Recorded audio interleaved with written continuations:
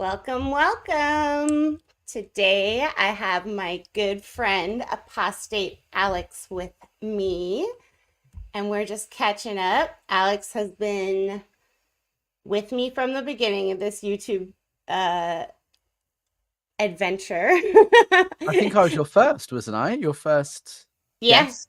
Yeah. Uh-huh. Yeah, and I was on your channel, and that was my first interview as well. And then you helped me with all the background stuff and getting set up, and that was awesome. And you still are like tech support for all From time. afar, other side of the world, but I'll always be there to help. Yeah, so we figured today we'd just catch up a little bit. Alex was out here. How long ago was that? 2 months? It feels like yesterday, but it was the end of May. So yeah, 2 months ago now. It's gone quickly. Yeah. Yeah.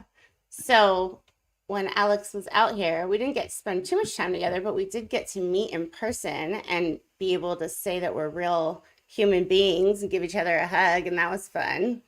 I think I literally, the whole time, I just kept saying, we're real people. I think I said that the most to everybody I met in California, because I built so many relationships and friendships with people over the web, and there are certain people that I talk to almost every day, and to meet them Yeah, in person, it's I think it was a moment, and it was just one of those things where it's like, we are real people, we're not just faces on the screens. totally. I mean, it brings it to a whole nother level when you actually get to meet people in real life. It is crazy how you can actually get to know people without ever meeting them too, though, you know? Yeah. Yeah, but you have to be careful, because you don't want to build parasocial friendships with people. People can have an online persona, and people can be different online to who they are in the real world. And I think I'm Yeah, quite good at totally. sussing that out from certain people. Like, I can Yeah. spot it a mile off, but you never know. And so part of the main reason I went to the States, one of the big reasons, was because I wanted to kind of you know meet people and lay out some groundwork and some foundations for some real world friendships, as well as all the other stuff I was doing. But that was an Yeah, important part, is that's cool. building those real world relationships. Can you list off all the SPs that you met real quick? Because it is an impressive list. Yeah, I did a bit of a tour. And you So can include Oregon as well and yeah, Las Vegas. because I went to Vegas. I met with Janice Skinham Grady and Mark Fisher. I met, obviously, yourself, Karen de la Carriere, and Jeffrey Augustine. I met Spanky Taylor, who's lovely. I met Tori Love Magoo. her. um I met Mitch Brisker. I met Jeff Levin. I went up to Holy moly. Portland and met Gary Jackson Moorhead, Nora, Liz Gale, Catherine Austin, obviously, like all of the familiar faces pretty much that are on the West Coast. I met up with as many of them as I possibly could. Obviously, there are some missing from that list that I didn't get the chance to meet, but there's always next time. No, you met so many people. Like, you were just like going for it. Like, I'm just gonna go and travel all around, meet all the SPs. It was pretty rad. It's like an SP meetup, upstat. I'm in affluence. Well, power now, but Power. yeah, power Power. Thetan. Keep doing what you're Exactly. doing. Power SP. When we met, I was like, I'm not gonna get a tail. Like, I don't want to get a tail. I got rid of my tail. I was like careful to park not nowhere near where you were. I was like, all right, we're gonna meet. I'll wear a hoodie. No.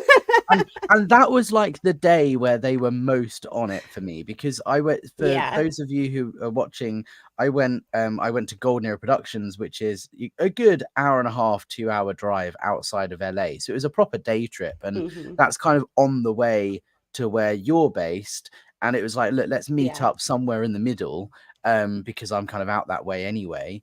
And I poked the bear. So as soon as we left the Gold Base, we had someone following us, and they were like hot on my tail that day, more than any other day I was there. So it was very risky, but we took some evasive road action maneuvers to try and shake them before we got to our destination. And we met up inside in a busy place, so it was going to be hard to track. And there was a bit of a time lag as well between us getting there and you getting there. So I think we Yeah. evaded it pretty good, but you never know. Yeah, I felt free and clear when I was leaving, but then I drove right by what is it, Gold? Yeah, gold. Yeah, right Yeah. by it. And I was like, holy moly, we were just eating right next to where they all are, the whole camp and everything at the Yeah. Saboba Casino. Yeah. Because gold is in the middle of nowhere. There's nothing there, right? And so I was like, V, Yeah. find us somewhere we can go for lunch or something, like somewhere nearby. And you were like, there literally isn't anywhere. The nearest place is Yeah. a casino that has like a restaurant. So we went to the restaurant part of the casino, which was Yeah. cool. It was nice. And then I actually talked to Jackson about that, and he was like reminiscing on before, like what the casino was way back in the day, and it was just nothing. Like it's really, Wow. they've built that up and stuff. Yeah. Yeah. I can imagine. I guess they had some encounters with the Native Americans and stuff because they're right next to each other, you know? Oh, I bet.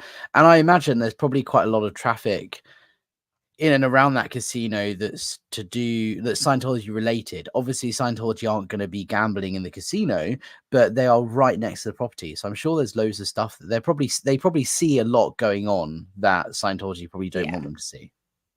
And I think it's so funny that it was Kathy who was behind you because Yeah. when you got that photo of her, and Yeah. she's like iconic because wasn't she the one that yelled at Louis Theroux? Yeah, she's the Yeah. one. And I think she yelled at John Sweeney as well. Like anytime you pull up on the roadside with the camera crew next to Gold, she's the one that will respond and get in your face. And I think if we hung around for a little bit longer before driving off, she would have got out of the car. But we didn't hang around too long and we got out of there. And yeah, she followed us right from Gold to the casino. And then we noticed she was following. I took a picture, I zoomed in, I sent it to Jackson, and I was like, is this Kathy? I'm pretty sure, because I've never met her in real life. I'm like, I'm pretty sure that's her. And he was like, yeah, without a doubt, that's her. So yeah, I said to the person that was driving, a friend of mine, pull over and then like quickly onto the verge and then like pull back in so that we're behind her instead of her behind us. And they did a really good job. And it was felt like I was like chasing a spy or something. It was quite fun. It was exhilarating. Yeah. You don't get that sort of stuff in London. Like I get people following me occasionally when I'm on public transport, on the tube or whatever, but it's quite easy to shake people because you can just get lost in the crowds, or, you know, if you're at a train station, you know really well, I can kind of dip in and out of the back routes and stuff. And it's quite easy to shake someone on foot. It's not so easy when you're in a car.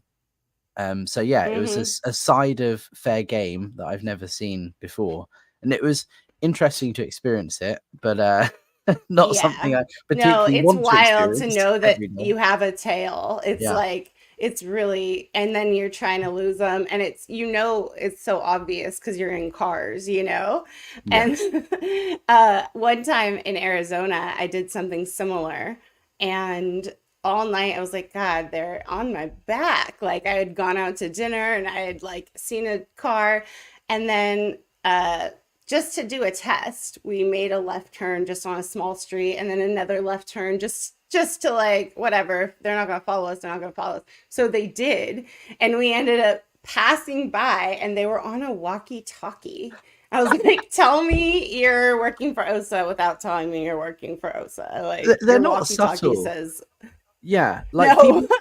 people think this fair game investigation thing is a subtle covert operation, and I think people don't realize, no, the whole point is it's a noisy investigation. They're not following you Yeah. because they want to gather covert intelligence about you. They're following you because they want you to feel intimidated. They want you to know you're being followed and also gather information about you. But the purpose is to intimidate you and make you paranoid. And so they are very overt with their following tactics sometimes. And all you can do And is I do laugh. think that they get confused. Like they're not used to wanting to be seen. So if they get the message, like, make sure you get seen, it's like, what? Doesn't even make them comfortable. Yeah, exactly. Because no PI wants to be, you know, have their cover blown and their face plastered all over the internet, because then they're going to be not very good PIs in the future for other clients. So there must be an interesting conversation that goes on between Scientology and the PIs. But, you know, I had some guys who looked like genuine Sea Org members following me too, filming me. And that was weird because I was like, what are you guys doing up here? Like they literally just had that clean cut Sea Org member look. Like, but they were kind of wearing nice clothes and they were in a nice car. And I looked up and they were just filming me. So I started filming them back and it was just like a film off. Yeah. They do that. They use public Scientologists as well. Like they use the OTs in and around the local area Yeah. to follow us, because it's easier for them to say, hey, can you do Osa a favor and go follow this guy? He's an SP, and they'll do it with no questions asked. And that cam back thing Yeah. is very common. But like I said, all you can do is laugh. Like I try and make the point that anything that Scientology try and do to intimidate me or fair game me or harass me, it's just going to get caught on camera and put on my YouTube channel within a matter of hours. So do it at your own risk, because that's all you're doing is providing me content. And so I've got like That's a good point. camera doorbell and all of this. And I don't know whether they have listened to that or not, but the fair game here in the UK isn't as I don't want to say prevalent, but as obtuse as it is in Mhm. America recently. I It feel like has I been in the literally got past, but I feel like I literally got so overwhelmed with the amount of like videos I had of them following me and everything that I ended up doing nothing with it because it's like a new thing was happening every day. Still yeah. have it all on my phone, but like it's really hard to prove that kind of stuff, you know? Yeah, and you have But to tread the line carefully, because what you don't want to do is falsely accuse someone and post their picture on the internet without permission, all of yeah, this. So yes. it's just more like, when, for example, they knocked on my neighbor's door recently and tried to start spreading lies about me and interfere. Luckily, I gave my neighbors the heads up beforehand that this might happen. And so instantly they told me, they put it up online, and they didn't get any video footage, but just protecting yourself Hmm. like that and being responsive, I think, is the best way you can kind of protect yourself. And for Scientology to know, because I've said it publicly, if you show up at my doorstep or, try and throw something through my window or do anything like that they've done before, I will get it on camera and I will publish it on YouTube. And, the internet will find out who it is that's in the video. Yeah, So do it at your own risk. that's true. And you know what's mad is they will. Like, Hmm. they're so stupid sometimes. They just don't. I It's know. more important to them to get a dig at one of us than the Yeah. PR disaster that will ensue, because they're quite short-sighted, I think, on a few things like that. Well, and like it kind of fits into their plan because it does sound a little crazy when you're like, no, people are following me, and they're like, sure they are, bud. And you're like, Yeah. no, I and like you don't want to make it sound like you're a big deal, like you're worth being followed. I'm like, no, but like this is a thing. Like I just recently started speaking up on YouTube and they really didn't like that, you Oh, know? the funniest thing, I was at a pub with a friend having dinner, and I was like, that guy over there is a PI or something. He's following me. He's for Scientology. And my friend Hmm. was like, what? No, come on, you're just being paranoid. I was like, no, give it about a minute or two, or maybe 5, but he's going to pull his phone out and he's going to start filming me. Not you, me. And they're like, yeah, right, whatever. And then my friend turned around and the guy had got his phone out and was just sat there at the table, just like this, filming me the whole time. And the waiter came over and was Yeah. like, do you want any food? He was like, no, he didn't order anything. He sat there for an hour filming me and my friend having dinner, didn't even order a drink. And about, I think it was Hmm. 1 minute to 7 p.m., he got up and left, I presume, because his shift finished at 7. And then we left shortly afterwards, and someone else was following me back to where I live. And it's just so obvious when you open your eyes out to it. But people are shocked. They Yeah. think, no, you're not being followed. Come on. I'm like, no, look, you've seen it firsthand now. But the whole Yeah. trick, I They just can't tell deny it myself, when they're with you. yeah. And for me, it's like, I just tell myself, it's gonna happen, and they want to get in my head, so I just act like I'm always being followed now in my head, right? Not in a paranoid way, like looking over my Yeah. shoulder. I just presume there's someone following me, so I don't do anything stupid in public. I don't pick my nose in public, or what, you know what I mean? Anything that would be obviously embarrassing if they took a picture of. I'm just more careful like that. Hmm. But that way Yeah. I just live with it, and it's like, okay, and I'm pleasantly surprised when I'm not being followed. And that way, I Hmm. think I have a little bit more of a positive take on it than if I was always looking over my shoulder, wondering if I've been followed. I just assume that I am now. Do you know what they said to your neighbors? It's not really. My neighbors said that they just started saying a few things and they quickly realized they were Scientologists and slammed the door in their face. Hmm.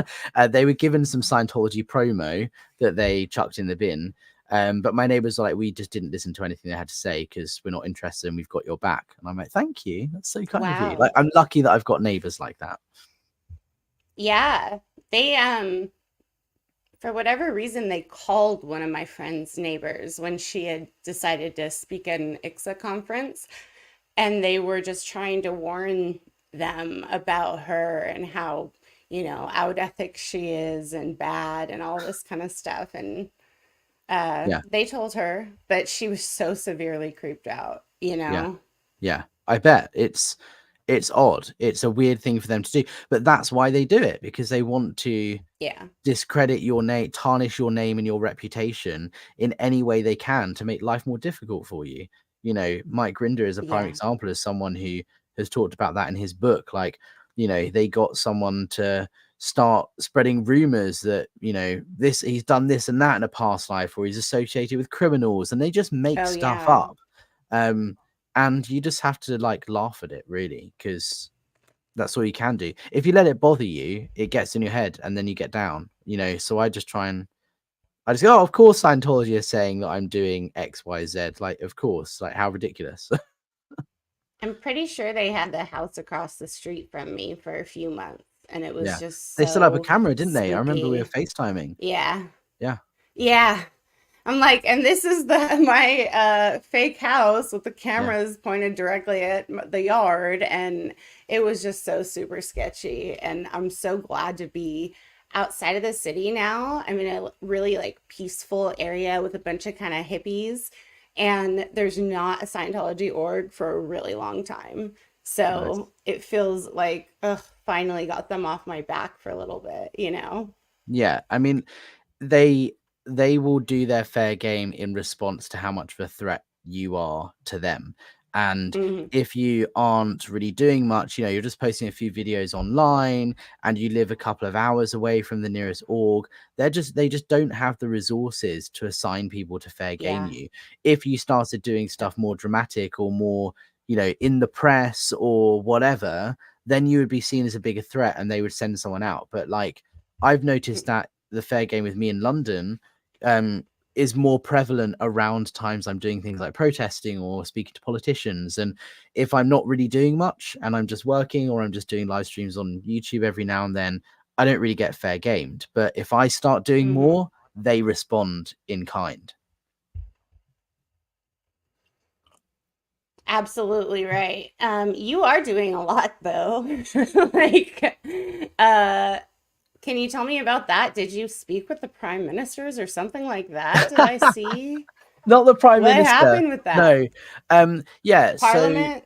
yeah, members of parliament. I've been non-stop. I mean, the journey for me, I started speaking out on my channel and started interviewing people and giving people a space to share their story. And that's why I joined YouTube, is just to help with that healing process, telling my story and giving other people a platform to do the same.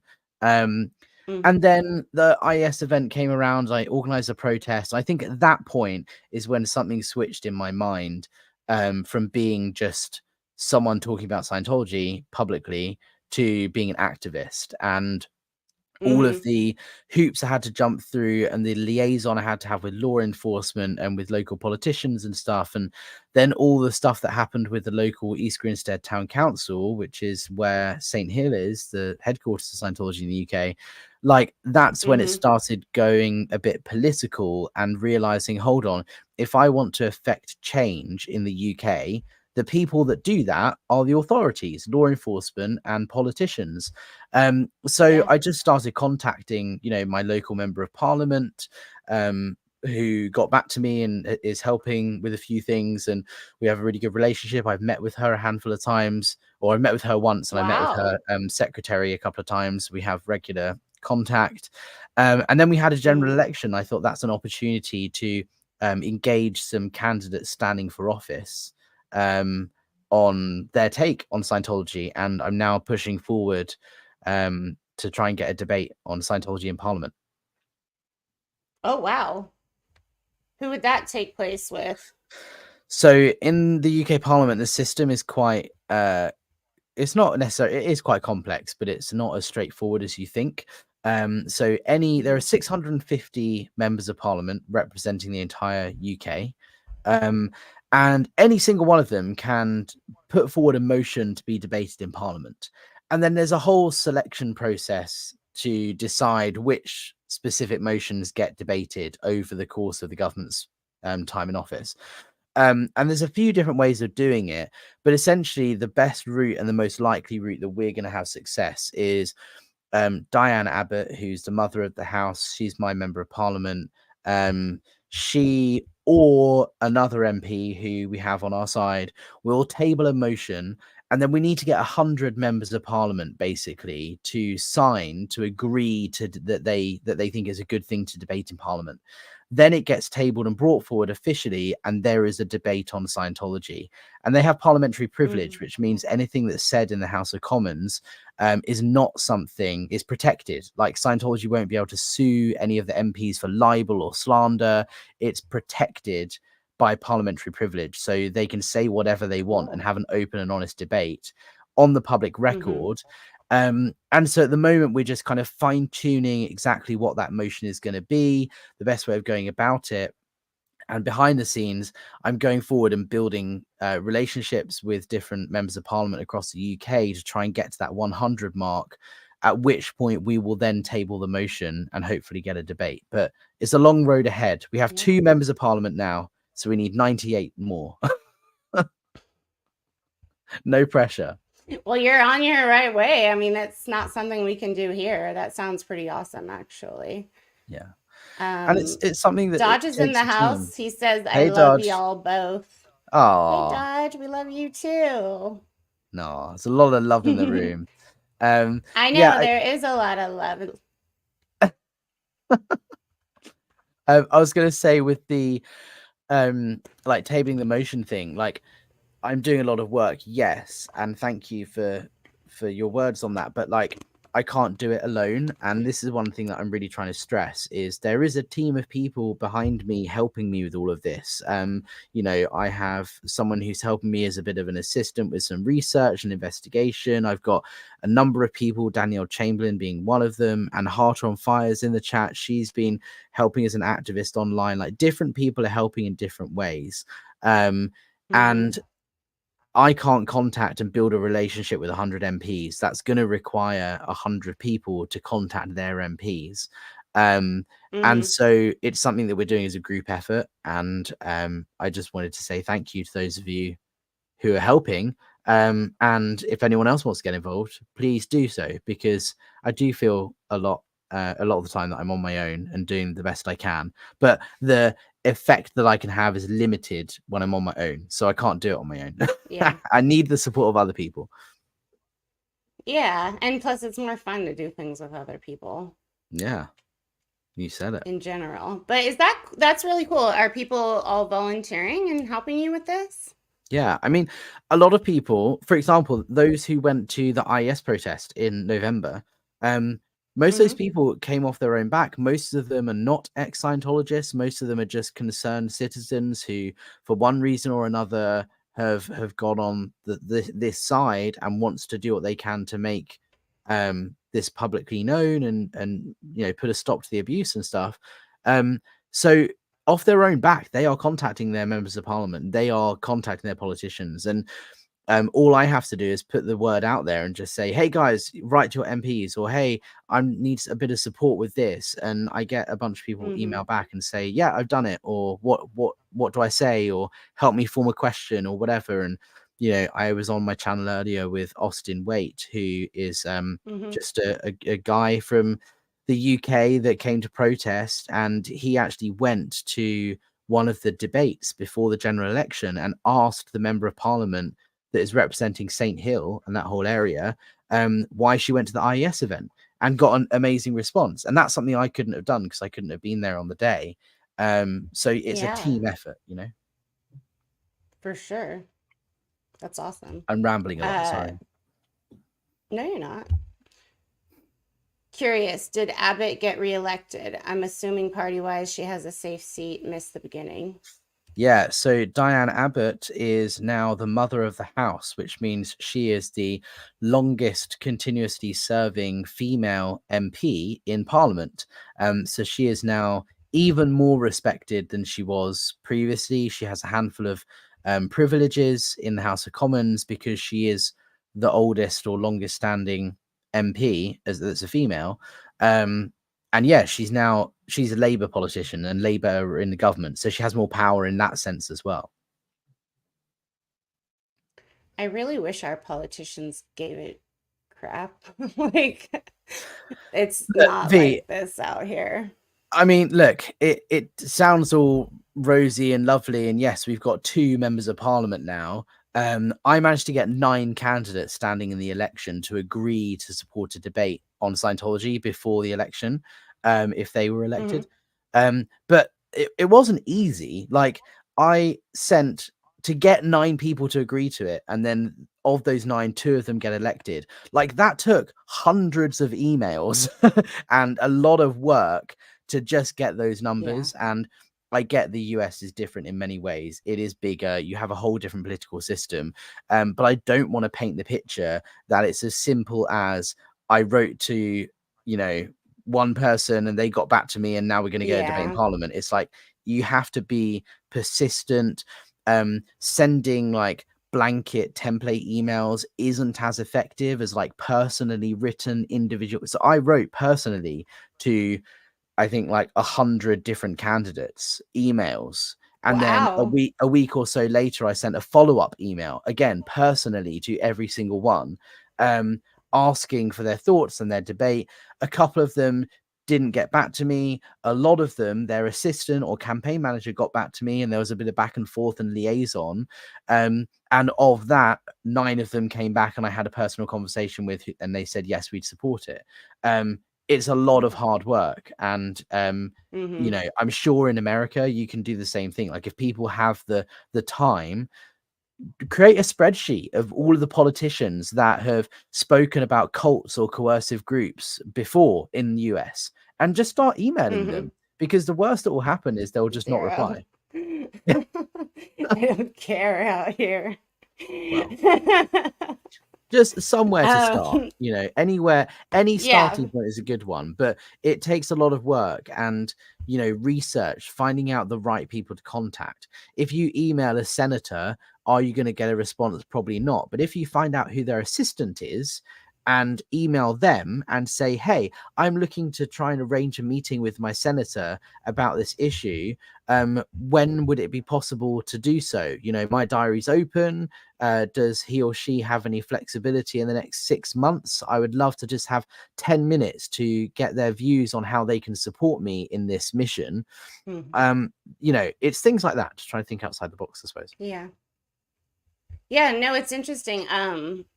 I'm sure you've seen there's a lot of protesters in LA now, Yeah. and I know that a lot of what they're allocating, as far as probably OSA money and whatnot, is going to uh, closing down L. Ron Hubbard Way. Did you see Jeffrey's video last night? I was No, I watching didn't see it him. last night, but I've seen his reporting on Scientology Money Project. It's wild because I grew Yeah. up on that street. I mean, we were dropped off there from school, and like, so now they have it blocked off like illegally. It's a city street, and they have it so that, but it's just wild because there seems like there's protesters there almost at all hours of the day, just walking Yeah. up and down the street.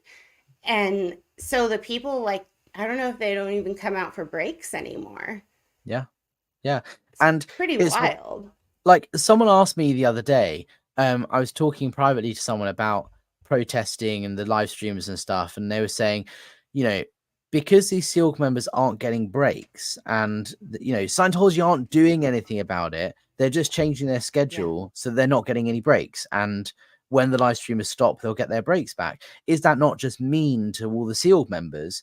And I said, no, because actually, quite often it takes something small like that to, it's the straw that breaks the camel's back, right? If you are Yeah. in the Sea Org and you've done nothing wrong, and you're going about your business and you have some doubts or insecurities or whatever, and you're questioning Scientology, and then suddenly you get thrown on the RPF for no reason, sometimes that's what it takes for you to drop the hat in and put that, whatever the expression is, Mm-hmm. and say, that's it, I'm done with this, and leave. So something as Mm-hmm. small as stopping them from having breaks sounds mean, it's not intentional, but actually that's Mm-hmm. one of the things that will be dropping a seed in a lot of people's minds, I'm sure.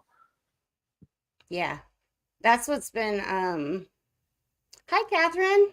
She says Hey. they're closing down LRH way. Wow. Yeah, it's crazy. I totally wrestle with that all the time because I remember what it felt like to be on the other side Yeah. and how scary it was as a kid to feel like there were people out there who were our enemies, who were watching us, and we had to hide from them and stay inside or go to the events and not look at the people protesting Lisa McPherson's death. Like, that Yeah. scared the crap out of me as a kid, you know? Yeah. And for me, like, I was in Div 6, so I was drilled on how to handle protesters a lot. And Mm-hmm. every single day I would come up, face to face with people saying, you're in a cult, do you believe in Xenu and blah, blah, blah. So Div 6ers, the public facing staff members, are trained and hardened to that sort of thing. So walking Mm-hmm. into Tottenham Court Road and saying, you know, blink twice if you need help leaving the cult, because you can't leave if you know what you wanted to. That just simply would Mm-hmm. not have worked on me because I had to deal with that every single day. But someone asking, how's your family life? Or when was the last time you saw your Mm-hmm. parents or whatever? That's a question that I wouldn't have answered it, but I would have thought about it later.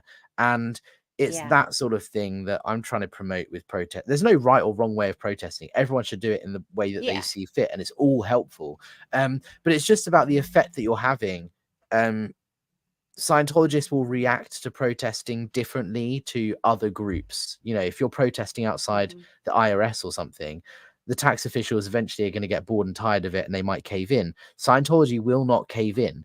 But if you're planting Yeah. messages and questioning people in the right way, it will get them thinking, and it will lead to people leaving, I hope. Mm-hmm. Yeah. We were scared of the anonymous protesters in 2008. So was I. Yeah. I thought it was terrifying. I saw that We clip that they sent and I was like, oh my freaking God. Yeah, even with the Occupy Wall Street stuff. So the London org Yeah. is located in the financial district in London, and I was on staff when Occupy Wall Street happened, and they took up a big camp in front of St Paul's Cathedral in London, which is literally on my route from where I got off the train, off the tube, to walk from there to the Mm-hmm. org every morning and back. I had to walk past where their big camp was, and they were all wearing anonymous masks and all of this. Even though it wasn't a Scientology protest, it was the same people. And I also, Mm-hmm. we were trained that these are literally the scariest, most dangerous, evil people on planet Earth. Yeah. And so we all took a different route every day until the protest was over because we were scared. Um, Yeah. it's just about that's the control Scientology has over people Yeah. Which is ironic because the Scientologist is supposed to be able to communicate with anybody. That's on one of any the subject. Grade zero. yeah, on any subject. And that's like, even, you're admitting you did get training on how to handle people, Yeah. right? So, like, they were trying, but at the end of the day, it scares the shit out of us because we don't know what to do with SPs in Yeah. that state. You're like, well, I'm trying to confront and shatter the suppression, but it's not working. So, what do I do now? Yeah. And also know that any communication you have with an SP, you're going to have to write up afterwards. And if you don't write it up, someone else is going to write up that you didn't write up about what happened with the SP. And you're going to get in trouble Totally. for having a comm cycle with an SP. And you'll get in trouble for that. Mm-hmm. If, you might go PTS and then you'll get sick and all of this stuff. So you're trained to just, even though the policy is good roads, fair weather, right? You're trained just to try and Yeah. ignore and not engage in any way, shape, or form. But like I said, if you're camped outside an org and you're asking people questions as they go in, when was the last time you saw your family? You know, did you go to your mother's birthday event last year or whatever? Things like that. You're Mm-hmm. probably not going to get a response, but they're going to walk into the org and think about what you said, and that might just be the Yeah, seed that they need to leave. that's very true. I mean, I'd like to stand out there and be like, tell my parents I love them. Like, Yeah. just be really dramatic. Yeah. And that's Because you what's don't want to heartbreaking. make people like hold on to it harder, because that happens a lot, right? And Yeah.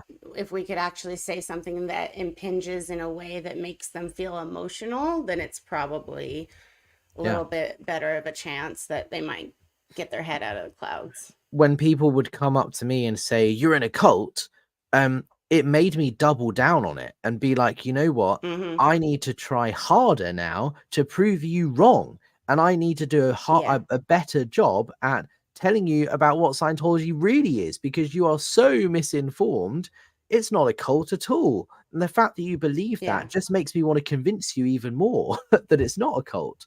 Um, you Yeah. know, obviously not everyone's going to be like that. Div 6, we're a different kettle of fish. Like it's a, it's Mm-hmm. its own little thing. You have to be a certain type of person to be in Div 6, but nonetheless, it's just about the messaging that's important, I think.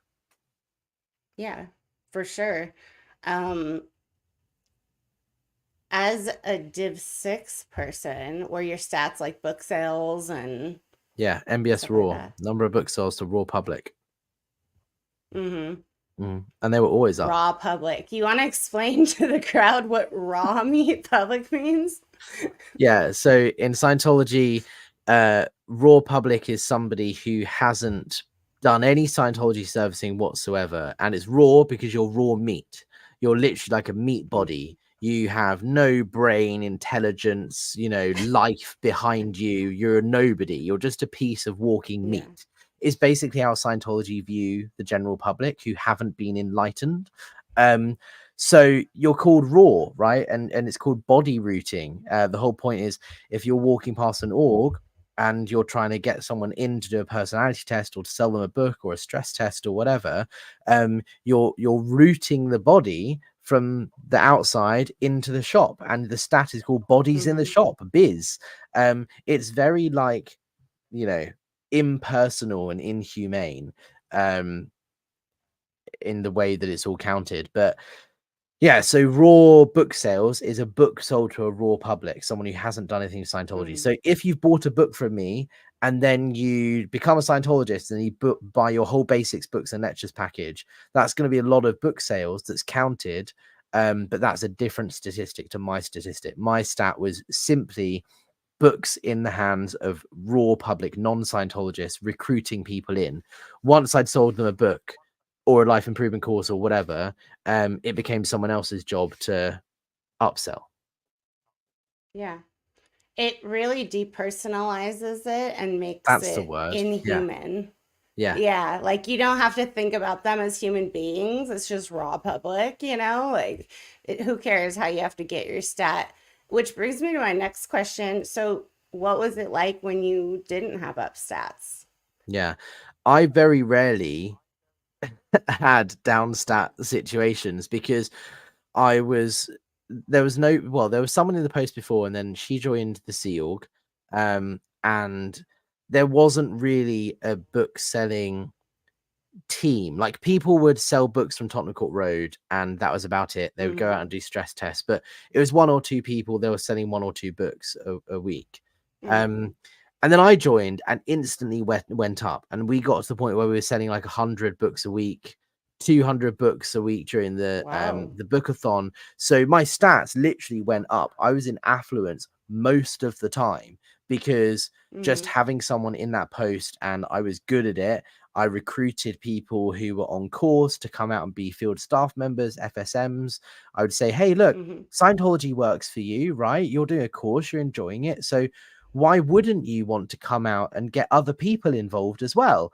And so we had a Mm-hmm. really good system set up that would get people to come out book selling with us, and we were very young, and we tried to make it look cool, and it was fun because it was usually, you know, fun in the weather, like when it's summer and stuff. So we did a good job, and so our stats are usually up. But when my stats did go down, yeah, you had to do ethics conditions and that sort of thing, but it wasn't really applied very heavily for me because I was almost in power, which is when your stat goes Mm-hmm. up and then stays at about that level. So I had a lot of what they call ethics protection, um, until it came to me leaving, at which point they then slammed me this big file of, oh, and you did this wrong, and you did this wrong, and we overlooked this because you were upstat, and we didn't tell you off for this because you were upstat, and this happened and this happened, but now you're downstat. Here's all of the things that you've done wrong in the last 6 months, and what have you got to Oh, say for wow. yourself? It was harsh. Yeah.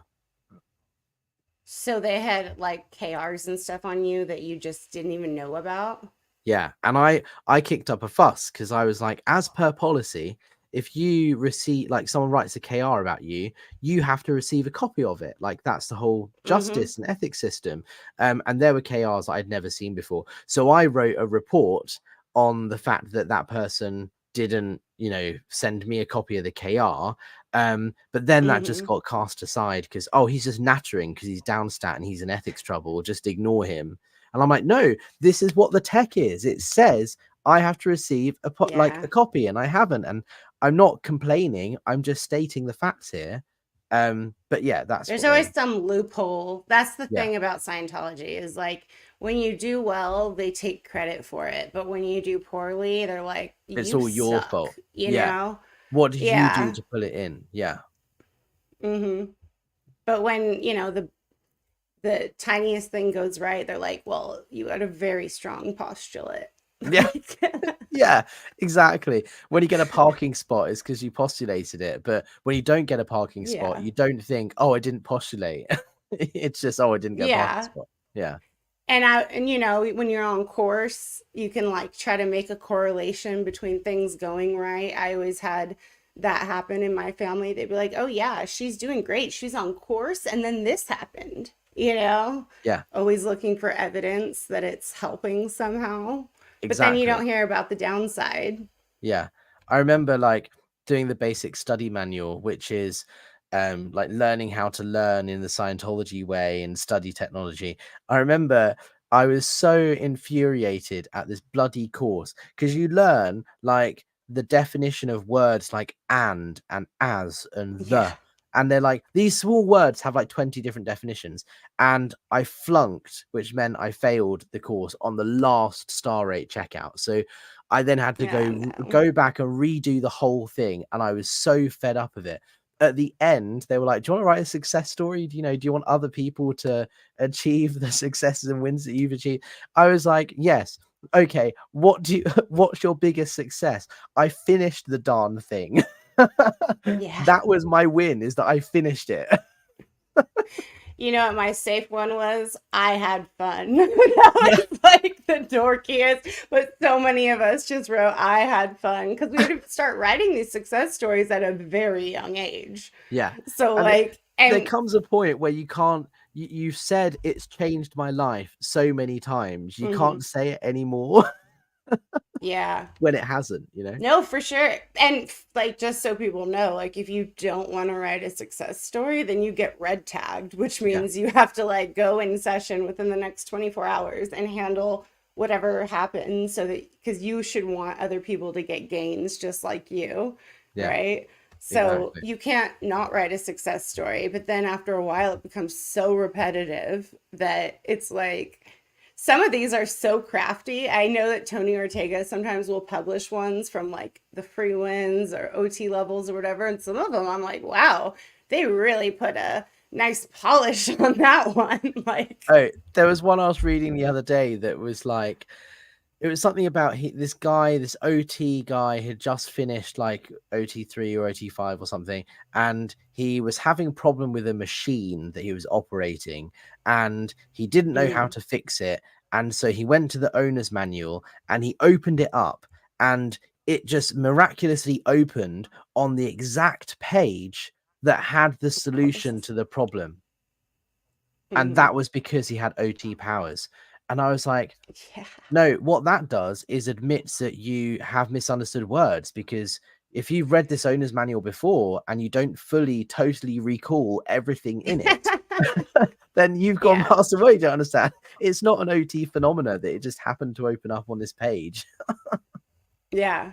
Yeah. Yeah. No, so in Scientology, if you fail one word, then that means like you have to go back and restudy everything before Yeah. so that you re-understand it. It's really tedious, and like the whole word clearing process, the whole star rate checkout, clay demos, it's so tedious. I have like trauma from getting star rate checkouts from just mean people who would pick Yeah. words that are just really hard to like describe, you know, and they could be the silliest word.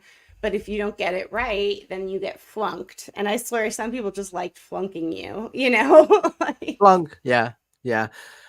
You know what it did for me? I don't know if tell me if it did the same for you, but that whole process instilled like not a fear in me, but a constant feeling of, I don't want to say being caught out, but someone watching your every move and you not wanting to be mhm, caught with something you don't understand or don't know.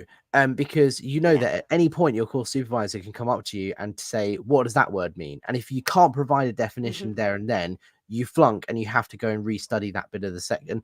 There's always someone looking over your shoulder. And I found that even years out of Scientology, there still often is in different areas of my life points where I'm like, oh, I've got to make sure that I'm like, I look like I'm doing something, or I know what I'm doing, and because I might yeah, get called out for just, chilling, not being totally. productive or whatever. Did you get a similar thing with you, like the Well, long-term so effects? the fact of the matter is that they actually, for the three barriers to study, MU, lack of mass, and skip gradients, I remember I had to memorize all of the symptomology for each of them. So, Yawning, if you're hunched hunched over. over, Yeah. yeah, like if you're like this, then you better like sit up straight because Yeah. otherwise you're going to come over and have to You do a clay demo. right. I've got Dianetics here. Hold on. Where is it? Right. So this is my Dianetics book, right? And this is how you Hmm. have to study. It's so true. Because if you're not looking at it in any other way, they'll come up to you and be like I remember I was like one time I was reading and I was looking down like this, right? And I was reading, and my Yeah. supervisor was like, have you gone past a word you don't understand? Or like you look like you need some maths, can you do a clay demo? Hmm. I'm like, why? And they're like, because you're there with your head in your hand. I'm like, no, I'm just resting because I'm like my back is tired because I've been sat like this for Yeah, hours. no, and like if you have a yawn, oh, you're done. Like you're done. You're toast. You're gonna be at the word clear. You're gonna be Oh, with Nora, you making you sure master that the you words are master cleared. the deep inhale and like swallowing the yawn because you Totally. yeah. Like my eyes aren't watering. I'm not tired. No way. Yeah. Yeah, it really does make you feel like maybe you're being watched or just have that little extra bit of like, I better not fuck up Yeah. because you are being watched for those times that you're on course very intently by the supervisor who will just is if you're literally showing anything other than what Alex just demonstrated, seriously, you're Yeah. in trouble and you're gonna have to like go back. Either you skipped a gradient. What about that one? And you're supposed to be reeling and swaying if you skip the gradient. Isn't that funny? And there's like an illustration and his eyes are like what, like swirly eyes where he's like, ooh, I don't know Yeah, what he's doing. Yeah. he's really messed up because he doesn't have like the right gradient. I mean, Yeah. I understand. I'm studying some very hard research classes right now, and the reading is like ridiculous. So I am definitely when I read, I go, ooh. No, I don't, but I think about it. You If know I was what in a though? Scientology course room, I'd be screwed. You know what I love though now is when I'm reading a book and I yawn, I still to this day I think, I'm going to carry on reading. I don't have to look up the word because I've not gone past a word Yeah. I don't understand. I'm yawning because I'm tired or because I'm sat hunched over and not breathing properly or whatever. Like I actually Yeah. get a little bit of glee when I notice myself demonstrating one of those barriers to study, and just gleefully moving on with my life and not doing anything about it. It still gives me a bit of satisfaction. Totally, but that's the difference between us and like an average Joe who hasn't been in a cult is we Yeah. literally like get those thoughts first sometimes. Yeah. Like you yawn and you're like, oh, should I have an MU? Oh, wait, no, I don't. But it's crazy that that's your first thought. Yeah. Yeah. All of these thoughts going through your head all of the time, right?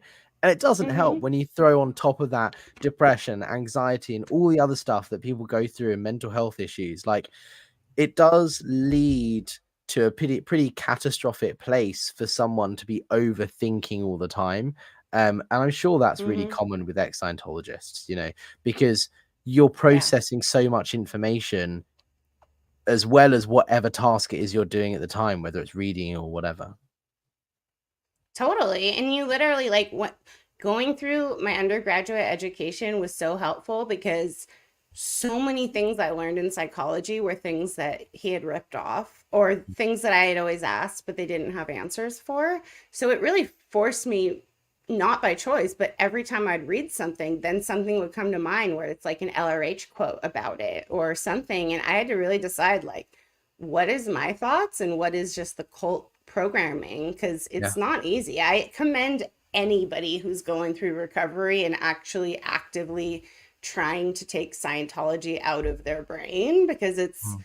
a huge process. Yeah. Absolutely, yeah. And I think education is important in that as well, right? Yeah. Like you're a great example of someone who's come out, you've gone to college, you got a degree, and now you're doing a master's program and in the field of Yeah. psychology, like that learning about how the mind actually works, I imagine it in itself is quite healing for someone who's been in a cult, It right? is. It's fascinating too, because they just had it so wrong that like all the fairy tales are over, you know? Yeah, And especially I'm studying social work, which is all about like lifting up the underprivileged and people who haven't had enough representation. So it's pretty much the opposite of Scientology, which is like we make the able more able. That's yeah, their whole quote. And so they don't really care about like the people on the street. They don't really care about humans who are suffering. They want the people who are making millions and who can spend millions on their yeah. orgs. And those who aren't get kicked out or cast aside or they're forced to join the sea organization. That's Yeah. all of the people who are on staff pretty much at London org, not all of them, most of them are second, third generation Scientologists who are all from rich families who have Mm-hmm. been donating to the church for decades and are financially propping it up as well as working for it. And there's only a handful of Yeah. people who have joined staff that aren't from like a financially wealthy background. I wasn't. Um, and look what happened to me. I got kicked out. So they just want you for your money. Yeah, or your free labor. I Yeah. mean, or both. They'll take both. Yeah. I'm surprised at how many people who I grew up with who are still in the Sea Org. I mean, it really blows my mind that I've had so many experiences like in the free world and making my own choices and for better or worse, but they've just been under this intense pressure for so long. It's like a pressure Mm. cooker all the time. And you always, it's just chasing getting your stats up. You have to have your Yeah. stat up a little bit each week. And if you're smart, you'll learn to manipulate it so that every week you can have a little bit more.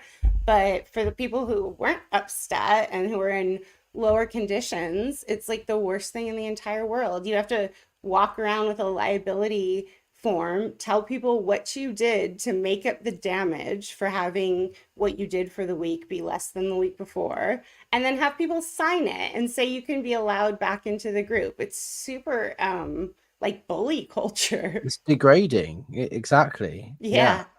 Yeah. You know what I was going to ask you actually was, there are people who I remember from my time in Scientology, handful of them I know will never leave. Like they are so Mm, fully indoctrinated. Like there's no point in trying to get through to them. They're always going to be there. But there are a mhm, large number of people, and I've placed them kind of on a spectrum in my mind of the people I think who are most likely to leave or most on the edge, or people who I could see the thing starting to unwrap for them and them leaving. Have you done mhm. a similar thing? Like, can you in your head picture the people you think that are never going to leave versus the people that, might be on the edge that from your upbringing? Um, that's a good question. I feel like with most of the men who I grew up with who are still in, which is quite a bit, it's easier for them to just not go against the tide. It's just kind of like maybe they won't be active, maybe they won't be doing courses, Mm, but they don't have to speak up because they've been through enough and they just kind of want to move on. And they might not be into actively participating, but nobody needs to know that they're having these feelings, right? Because then you yeah. get labeled. Um, Also, it's pretty surprising who comes out and who doesn't. Mm, I've been constantly surprised.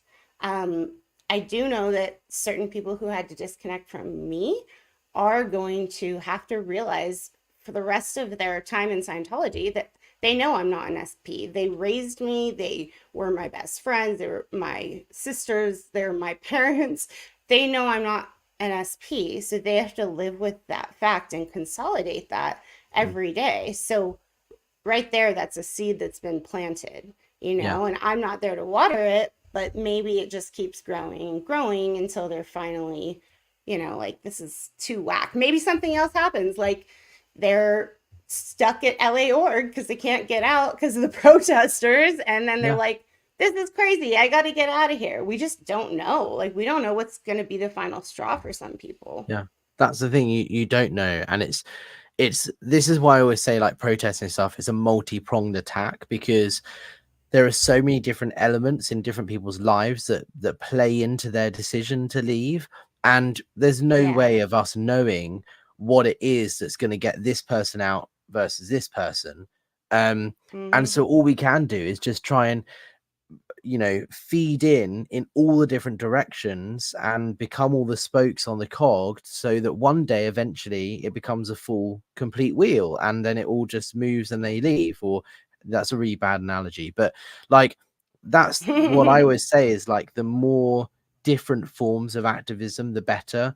Watching stuff online, hearing Scientologists talk about their story, protesting outside the orgs, doing political work, all of this stuff helps, and you never know what the one thing is that's going to get someone out. When I protested Yeah. outside London org, I could physically see the confusion in people's eyes when they saw me there protesting, because I saw people going into the org that I haven't seen in years, that I used to work with, and they know me as a Yeah. good person. They know I'm not an SP. And for them to see me with these people that they've been told are SPs, I could see the confusion, because they're like, no, Alex isn't an SP. He's not what I've Yep. been told an SP is. And so you could see the cogs turning. And for me, that was really interesting to see. But that's not going to get someone And to that walk out the becomes door. uncomfortable. Like in Yeah. your head, when you can't reconcile your beliefs with what's going on in the real world, it becomes so uncomfortable. And that's the feeling of cognitive dissonance. That's what actually motivates change a lot of the time. Yeah. But it really feels like you just want to like explode because it's not making sense with how it is in the real world. And it's hard to explain unless you've really been through it. Yeah. Exactly. No, I agree. I'm Yeah, with you. no, it's a whole thing. I think the reason why I wanted to come on YouTube really to begin with is because leaving Scientology is hard and it's really emotionally hard. Mm, And not everybody comes out and the next day they're on YouTube with a channel. It can be a really long process. I watched people for years. I read the mm. blogs for years. I'd sneak away and watch the um, Louis Theroux thing or what. Not he was later, but it was like it was a UK documentary. And it had Mike John Rinder Sweeney. in it. Yeah. John Sweeney, yeah, that one. And I did that for a really long time. And so Yeah. I'm hoping that our channels can be safe landing places for people. And we don't ever know who's watching. There could be people all the time watching who just kind of are feeling the same way, but they're too scared. I remember being too scared. Like, even Yeah. on my own personal phone, I was like, oh, they can read my text messages, like it's really such a deep fear. And it's a really dark time, to be honest. Yeah. And I was scared. Like, I remember it took me years to even Google Scientology. Even though I Hmm. was out officially, like I hadn't, been in an org for ages, I was still doing extension courses. And even though I was Yeah. curious, I didn't want to Google Scientology because I knew that when I go back to Scientology, when I'm back in good standing, I'm going to have to write Hmm. a report on how I Googled Scientology and what I saw. And there's going to be a whole ethics cycle and a handling Yeah. attached to whatever black PR I read. And I just can't be bothered to go through, or it's not worth the hassle. So I'm just not going to Google Scientology. That was my mindset for Yeah. years. Not that I was Yeah. worried they were watching me, but I knew that I had to report it if I'd done it when I got back in good graces with the church. And so I didn't. And it's a long process. And I think, for anyone that stumbles across videos, I think it's important to hear about the protests. It's important to hear about the activism, people's stories, and all of that. But one thing that I want to really highlight is that we're a community, right? Like, if it wasn't for YouTube, I wouldn't have met you, and we talk Yeah. most days, and we have a really solid friendship outside of YouTube. And what you're seeing on YouTube is only just the tip of the iceberg. Like, this is a community of Yeah. people that are supporting each other, not just a group of influencers that are creating videos and talking smack about Scientology. Like, we're all helping each Yeah. other, and there's real bonds there behind the scenes. And Yeah. if you're watching this and you want to leave Scientology, know that you can find that too. It is possible to have Hmm. real life friendships, happiness, and bonds with people outside of Scientology.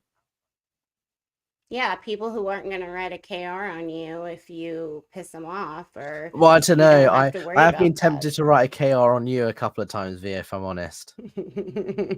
Well, I've written a things that shouldn't be on you, Mr. Barnes Ross. And there's quite a few things that shouldn't be. No, KR was pretty bad. The things that shouldn't be was like a lighter ethics gradient, right? Yeah. When you were talking about reporting yourself Mm. because of the internet, I totally know how that feels. And it's because we've had so many OWs pulled, Yeah. and we've had to go through the process of writing our OWs, having somebody read them. In Scientology, that's like your transgressions, basically. And Yeah. so Right down we to, like, got when so did you used last to it. masturbate? Like, why are Yeah. you asking me that? Well, because here's a policy, like a reference that shows you LRH talking about that being an overt. It's like, God, okay. Yeah. So you have to tell me every time you've done that and what you thought about and when you watched porn and all this sort of stuff. You have to write it down in Hmm. detailed form, time, place, form, and event. And if you don't do that, we haven't pulled all your OWs and we can't move on.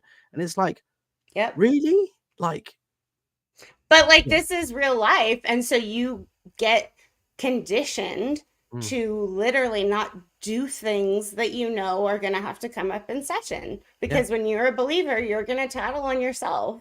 yeah, And like it's like your own mind control, it's your own prison of the mind. yeah. Prison of belief. It's pretty That's exactly wild. what it is. Yeah, Yeah. You're just yeah. constantly keeping yourself in the dark.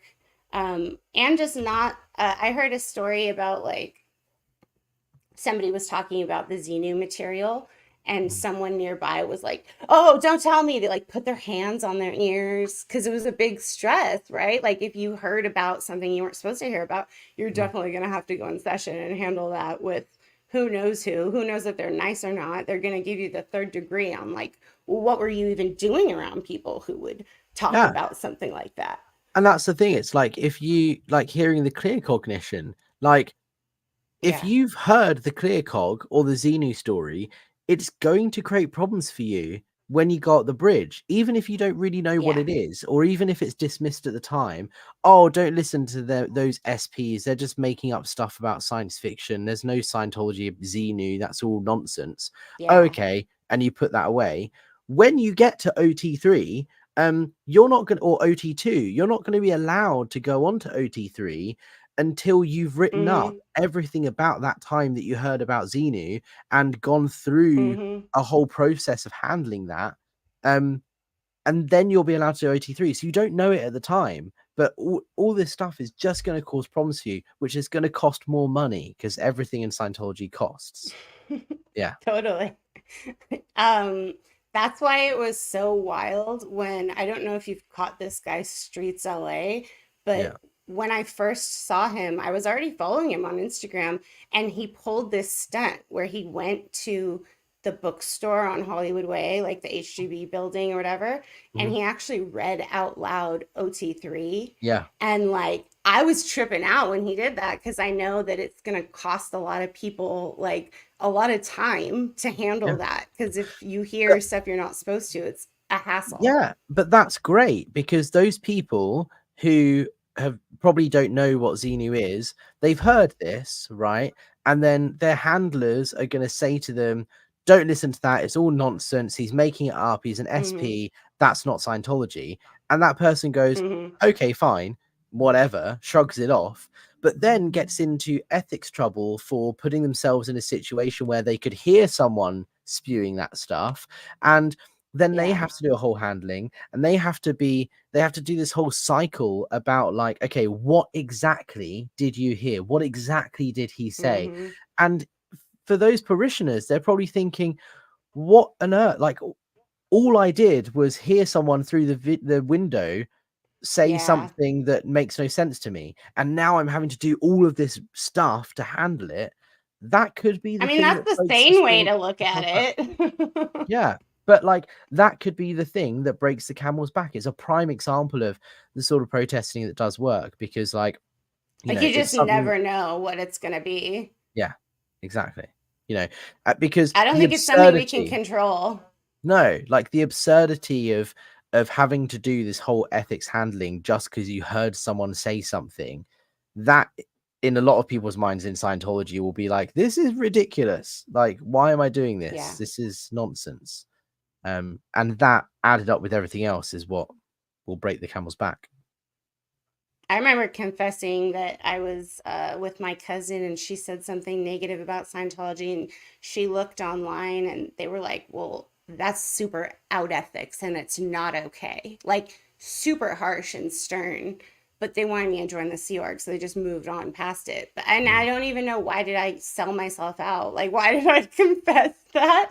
I wanted them to know, like I've seen things, I've talked to Yeah. people, like But you do, like, it molds you into this type of person that you'll self-report everything because you are trying yeah. to live a true and honest and good life as per LRH's technology, and you have to report on yourself because if you don't apply Yeah. Scientology, it's not going to help you or anybody, and you're unethical and are not a good person if you don't report on yourself. So anything that you do, you're gonna like tell on yourself. It's mad, like If the you're a true snitching culture. believer, if you're a Yeah, true believer, I know people who have said, I grew up in it, but I never believed. Like, I fully believed. yeah, One of my stats I meant to tell you was actually books sold because I used to work at a field group and we would right. do like book fairs and I would sell them to people that they would funnel through this management company. And Hmm. that was one of my stats too. And I think about how many books I sold and how many people we got in who are still Scientologists because I see it on Facebook and Yeah. stuff, and it trips me out. There is Um, someone on staff today at London Org that I recruited onto staff. Like, oh you wow, have to come still, to terms with that and be like, at the time, I thought I was helping that person. I know now that I yeah, wasn't, and I'm now responsible for that person's trauma and abuse that they've endured over the last 10 years. And that's a very heavy weight to carry. But you have to yeah, understand that I didn't do it intentionally, knowing it was going to cause harm. And that's the yeah. majority of people in Scientology, I believe, think they're helping someone. Hmm. They don't realize they're harming them. They're Oh, for doing it with the sure. best intentions. But there are also a Yeah. lot of people and predators and all of that in Scientology that know that they're doing harm and continue to do it. But I think that most Do you Scientologists think? don't think that don't think know that Yeah. they're doing harm. I think, like, I don't know, it really, this is something that varies from so many people's different perspectives. How Mm. many, like, shady characters do you think were in the church versus good people? Because the people who I was raised with, I was always taught like they're Scientologists, so you can trust them. Little did we know there was like sexual abusers among us and Yeah. people who had done horrible things. I had no idea.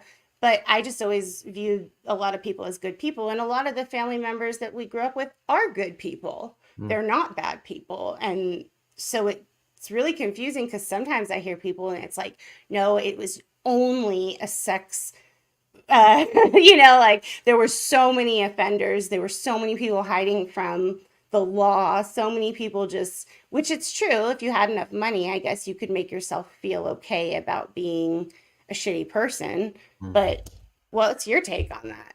Yeah, we just don't know, right? And we won't know the Yeah. true extent of it.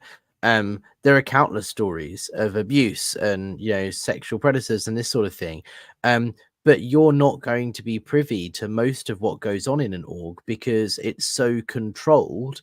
Like, you don't want rumors spreading like that. You don't want the N theta going around. You're not going to Hmm. sit in the canteen and gossip about, oh, did you hear this person said this and this person did Yeah. this?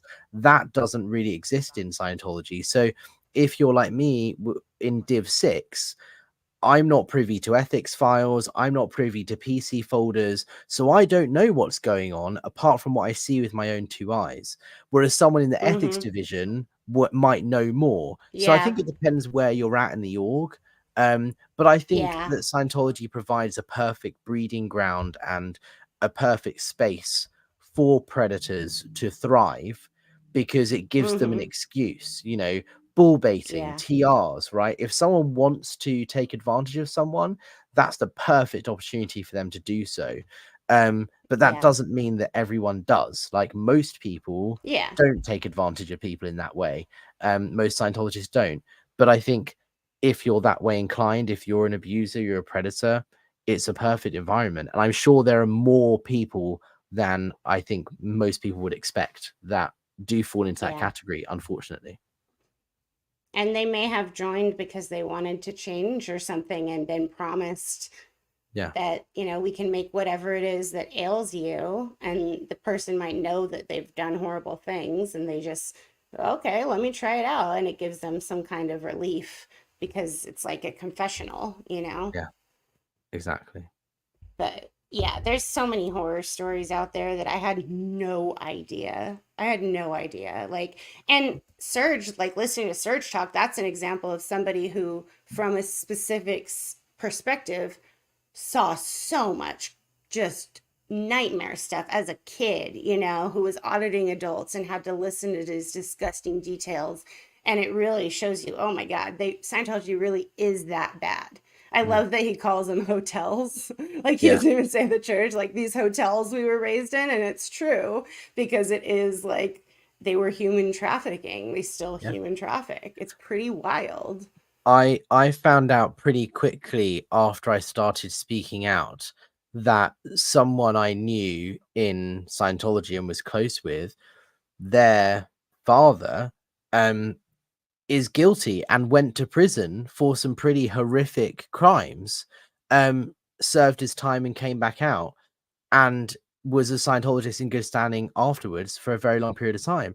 And I never knew, right? And I was like really close to this person. I never knew that their Hmm. father was this horrible predator that has been, jailed for this stuff.